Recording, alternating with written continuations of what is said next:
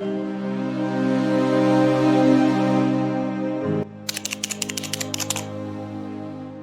बच्चों, welcome to my pre classes. मैं प्रगति यादव आप सबका फिर से स्वागत करता हूं, सबका वेलकम करता हूं।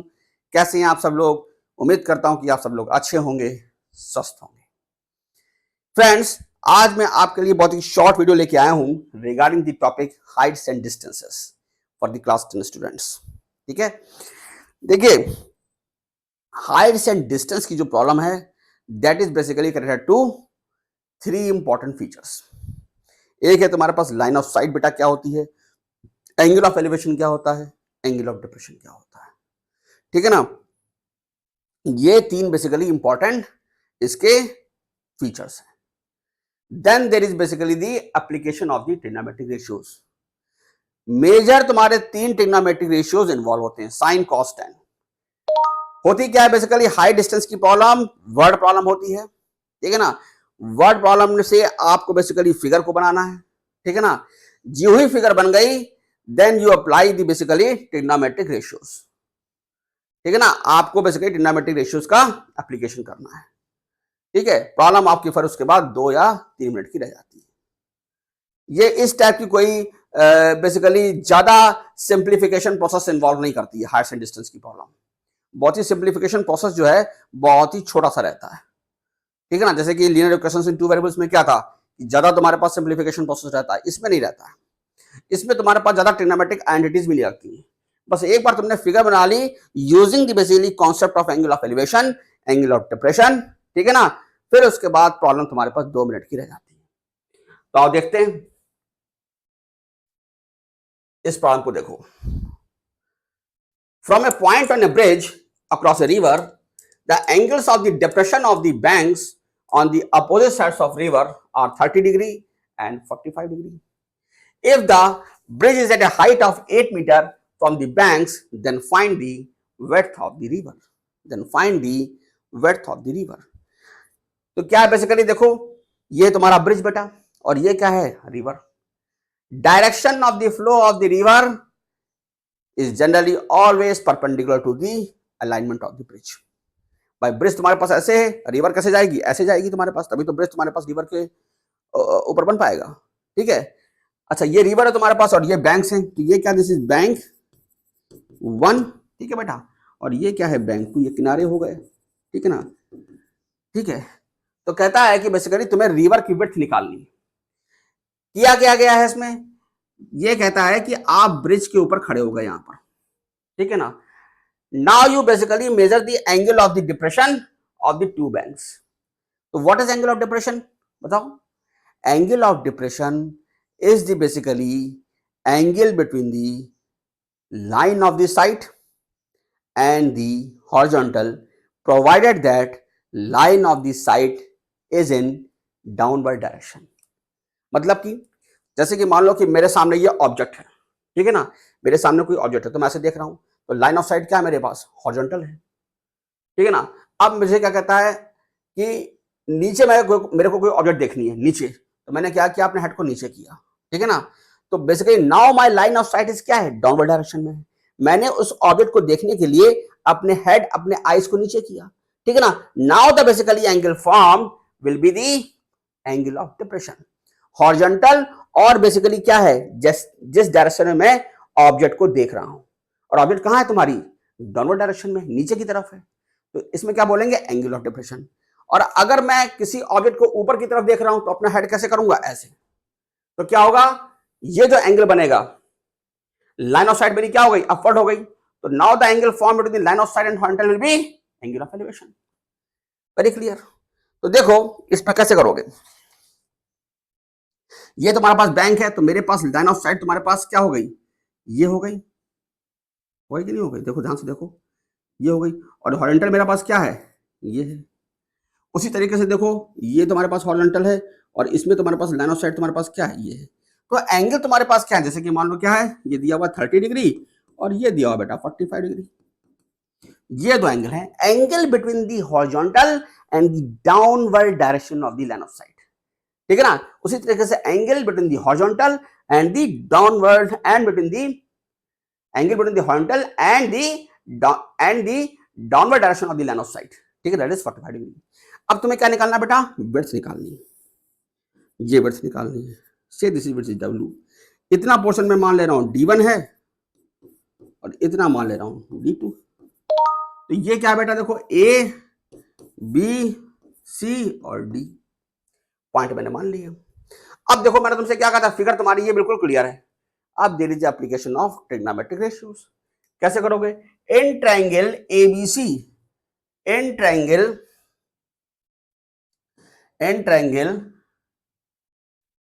ABC, इन ट्रायंगल ABC क्या है बेसिकली, देखो ये तुम्हारे पास 30 है तो ये भी कितना होगा बताओ। अगर तुम्हारे पास वो दिया हुआ एंगल ऑफ डिप्रेशन 30 डिग्री, तो ये एंगल तुम्हारे पास 30 डिग्री होगा। क्यों होगा, क्योंकि ये तुम्हारे पास हॉरिजॉन्टल है, ठीक है ना, ये तुम्हारे पास क्या है, हॉरिजॉन्टल है, और बेसिकली ये लाइन क्या है, this is parallel to the this line BD, BD भी क्या है, हॉरिजॉन्टल है। तो बेसिकली क्या होगा, ये 30 तो ये 30, ये 45 तो ये भी क्या होगा 45, ठीक है। तो बेसिकली बताओ इन ट्रायंगल ABC अब तुम क्या लगाओगे tan लगा दो, tan 30 डिग्री, तो कितना आएगा, tan 30 degree is equal to AC upon BC। तो कितना होता है 1/√3। AC तुम्हारा दे रखा, हाइट दे रखी कितनी 8 मीटर्स, दिस इज 8 मीटर्स, तो 8 अपॉन BC, तो BC कितना आ गया बेटा बताओ 8√3, और BC को मैंने क्या माना है, D1 माना है। उसी तरीके से इसमें लगाओ, इस ट्रायंगल में tan 45, किसमें, ट्रायंगल में ACD में, ठीक है। तो in triangle ACD tan 45 degree कितना होगा बताओ,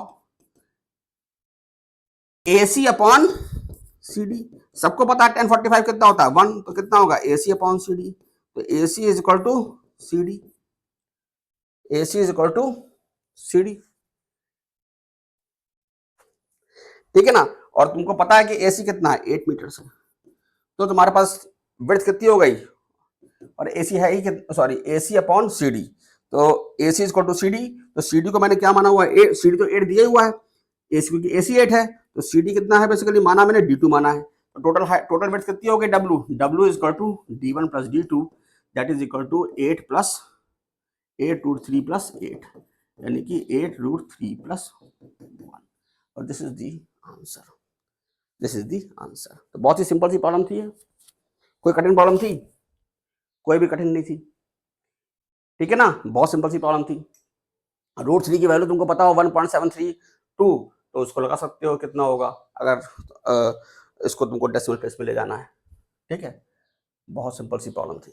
अब देखो ये प्रॉब्लम, देखो ये बहुत ही अच्छी प्रॉब्लम है। ये कहता है straight highway leads to the foot of the tower, straight highway leads to the foot of the tower, a man standing at the top of the tower observes a car at an angle of depression of 30 degree which is approaching the foot of the tower with uniform speed. 6 seconds later the angle of depression of the car is found to be 60 degrees.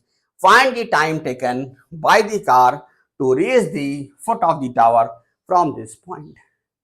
इसमें देखो ना height दी है ना distance दिया है, खाली तुमने इसमें फिजिक्स और घुसड़ दी गई है, टाइम दे दिया गया है, स्पीड दे दिया गया। तो देखो क्या प्रॉब्लम से घबराना नहीं है, ठीक है ना। अब देखो क्या है बेसिकली, देखो ये क्या है, हाईवे, पहले समझो हाईवे है, ठीक है, और ये क्या है बेसिकली, हाईवे से अटैच्ड बेसिकली ये टावर जो है वर्टिकली खड़ा हुआ है, ये क्या है AB टावर।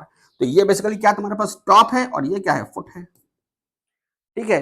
एक आदमी जो है तुम्हारे पास टावर पे जाके खड़ा हो गया, एक आदमी जो है टावर पे जाके खड़ा हो गया, तो यहां से क्या देखता है कि कार जो है बेसिकली टावर को अप्रोच कर रही है। तो ये कार तुम्हारे पास पहले यहां पर थी, तो जब ये यहां पर थी तो ऊपर से बेसिकली क्या दिया हुआ एंगल ऑफ डिप्रेशन 30 डिग्री, मतलब वहां से जब इसको देखेगा तो क्या देखेगा, इस कार को देखता है, ठीक है।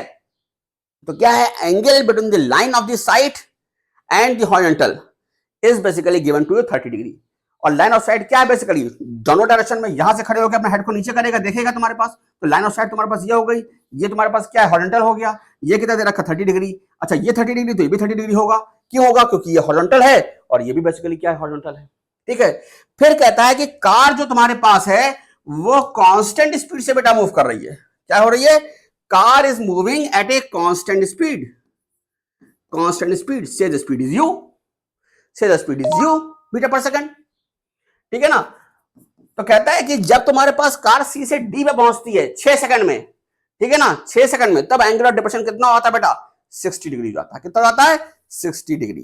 तो कहता है कि from D to B car ने कितना समय लगेगा अगर वो इसी यूनिफॉर्म स्पीड से चलती है। तो कैसे करोगे बताओ? सिंपल है बहुत। देखो, तुम्हें डी से बी तक का टाइम निकालना है। तो लेट तुम्हारे पास सी डी कितना है, सी डी को मान लो D1 और बी डी को मान लो D2, मान लो D1 मीटर D2 मीटर। ठीक है। अब देखो ट्रायंगल एबीसी में, इन ट्रायंगल एबीसी में क्या लगेगा तुम्हारे पास? tan लगा दो। tan 30 degree is equal to height h upon D1 plus D2। तो तुम्हारे पास कितना? tan 30 degree 1/√3 is equal to h upon D1 plus D2। तो इससे क्या आ गया तुम्हारे पास? D1 plus D2 is equal to h√3। ये हो गया क्वेश्चन नंबर 1। ठीक है। अब देखिए, in triangle ADB, in triangle ADB तो कितना होगा? tan 60 डिग्री होगा is equal to h upon D2। तो h कितना आएगा? D2√3। h कितना आएगा? D2√3। ठीक है। तो h की वैल्यू को, दिस इज इक्वेशन 2, h की वैल्यू को यहां रख दो तो कितना होगा? D1 plus D2 is equal to कितना आ जाएगा? h है तुम्हारे पास D2√3 इंटू √3। तो कितना आ जाएगा? D1 plus D2 is equal to 3 times D2। तो D1 is equal to 3 times D2 minus D2। तो D1 is equal to 2 times D2।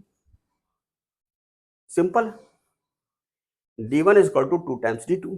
अब देखो D1 तुम्हारे पास डिस्टेंस, तुम्हारे पास क्या था? CD डिस्टेंस था। तो यहां से यहां तक का बेसिकली क्या हुआ? Distance is equal to speed into time. Simple ही तो लगाना है। तो D1 तुम्हारे पास टाइम कितना दे रखा है? U स्पीड हो गई, टाइम इज बेसिकली 6। अच्छा, D2 डिस्टेंस तुम्हारे पास कितना होगा? U into time. ठीक है ना, स्पीड इंटू टाइम। और ये टाइम कौन सा होगा? ये time from basically D2 foot of the tower, that is point B. तो कितना होगा? अब ये आ गया तुम्हारे पास U into 6 is equal to 2 into U into T. बेटा U कट गया, U कट गया तो T कितना आएगा? 3 सेकंड्स। T कितना आ गया? 3 सेकंड्स। ठीक है ना। इसमें जो भी मानोगे तुम वो क्या होगा? कट जाएगा। ठीक है। नहीं समझ में आया? फिर से बताता हूं। ये है बेसिकली तुम्हारे पास हाईवे, एक है तुम्हारे पास टावर। टावर का देखो फुट टॉप क्या है? A पॉइंट A, फुट क्या है? B। ठीक है। एक आदमी बेसिकली टावर के समिट पर खड़ा होता है, टॉप ऑफ द टावर पर, और वहां से आती हुई कार को देखता है। ठीक है ना। जब ऊपर से देखेगा तो क्या कराएगा? एंगल ऑफ डिप्रेशन कराएगा। ठीक है ना। वो एंगल 30 डिग्री दे रखा है। कार तुम्हारी यूनिफॉर्म स्पीड से मूव कर रही है। ठीक है ना। 6 सेकंड के अंदर कार तुम्हारी सी से डी पे पहुंचती है। जैसे ये पहुंचती है तुम्हारे पास तो एंगल ऑफ डिप्रेशन क्या होता है? चेंज हो जाता है, दैट कम्स टू 60 डिग्री। तो कहता है कि अब डी से बी तक का वो कार कितना समय लगेगी पहुंचने में, अगर तुम्हारे पास वही कार यू स्पीड से, सेम स्पीड से मूव कर रही है। ठीक है। तो मैंने तुमसे क्या कहा कि CD को D1 मान लो, BD को D2 मान लो। ठीक है ना। फिर क्या कहा मैंने तुमसे कि ट्रायंगल ABC में तुम tan 30 डिग्री लगाओ। तो कितना होगा tan 30 डिग्री? अगर तुमने कहा कि इसकी हाइट तुमने h मानी हुई है, h मानी हुई है, ठीक है ना, अगर h मानी हुई है टावर की हाइट, तो कितना होगा? D1 plus D2। तो कितना आ गया? h upon D1 plus D2। तो tan 30 डिग्री कितना होता है? 1/√3। एक रिलेशन ये आ गई। फिर तुम्हारे पास इस छोटे ट्रायंगल में tan लगाओ, tan 60 degree is equal to h upon basically D2। तो ये आ गया h is equal to D2√3। यहां रख दो तो तुम्हारे पास D1 D2 में रिलेशन आ गया। D1 is twice of D2। D1 is twice of D2। ठीक है। अब D1 तुम्हारे पास दिया हुआ है स्पीड इनटू टाइम। अगर मान लो कार यूनिफॉर्म स्पीड से मूव कर रही है तो बेसिकली क्या है कि D1 कितना होगा तुम्हारे पास? D1 will be U into 6। अगर मैं कहता हूं कि तुम्हारे पास जो है D2 जो है वो क्या है? D2 जो है वो यहां से यहां तक का, D से B तक का पहुंचने में उसको तुम्हारे पास समय लगता है T। तो कितना होगा? U into T. अब ये भैया कट गया तुम्हारे पास, तो कितना आ जाएगा तुम्हारे पास? T is equal to 3 seconds. T is equal to 3 seconds. तो देखो ये सिंपल सी प्रॉब्लम थी, बहुत ही आसान प्रॉब्लम थी और बहुत ही बेसिकली प्यारी प्रॉब्लम भी थी, क्योंकि इसमें कुछ भी दिया नहीं था। इसमें बच्चे कंफ्यूज आते हैं कि भैया h कैसे निकालेंगे, वो कैसे निकालेंगे। ठीक है ना। ठीक है। तो ये बेसिकली सिंपल सी प्रॉब्लम थी।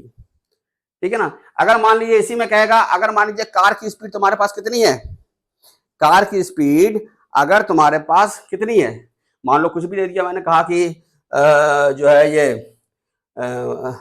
40 metre per second, 50 metre per second है, ठीक है ना। तो बेसिकली क्या होगा, मान लीजिए अगर कार की स्पीड तुम्हारे पास कितनी है, कार की स्पीड तुम्हारे पास हो गई, कार की स्पीड तुम्हारे पास है, तुम्हारे पास 60 किलोमीटर पर आवर, ठीक है ना। तो तुम्हारे पास कितना हो जाएगा मीटर पर सेकंड में, 60 इंटू 1000 अपॉन 3600, यानी कि ये जीरो कट गया इससे, तो कितना आ जाएगा तुम्हारे पास 600/36, यानी कि 100/6, यानी कि 50/3 मीटर पर सेकंड, ठीक है ना। ये तो अगर तुम्हारे पास इतना दे रखा है तो तुम बेसिकली क्या निकाल सकते हो, हाइट निकाल सकते हो कि नहीं निकाल सकते हो। अगर ये भी अच्छा क्वेश्चन बन जाएगा तो तुम्हारे पास देखो, अगर स्पीड दे रखा है तो d2 तुम्हारे पास कितना होगा, d2 हो जाएगा तुम्हारे पास 50/3, ठीक है ना। और टाइम तुमको दे रखा t, ठीक है ना। तो d2 कितना आ गया, 50 मीटर आ गया। और ये 50 मीटर आ गया तो हाइट कितनी होगी टावर की, 50√3। ये आगे से इसमें कनेक्ट किया जा सकता है। तो basically this was a very good problem. उम्मीद करता हूँ फ्रेंड्स ये वीडियो आपको अच्छी लगी होगी। वीडियो अच्छी लगी तो मेरे वीडियो को जरूर से लाइक करो, मेरे चैनल को सपोर्ट करो, मेरे चैनल को सब्सक्राइब करो। आप सबका प्यार चाहिए, ठीक है। और कहीं भी कुछ भी मेरे से अगर गलती हुई हो, अगर कहीं से आपको लगा हो कि कुछ नहीं समझ में आ रहा है, कमेंट बॉक्स में लिखो, I will come with another next video, ठीक है। तो फ्रेंड्स इसी के साथ मैं वीडियो को ऑफ करता हूँ। Thank you.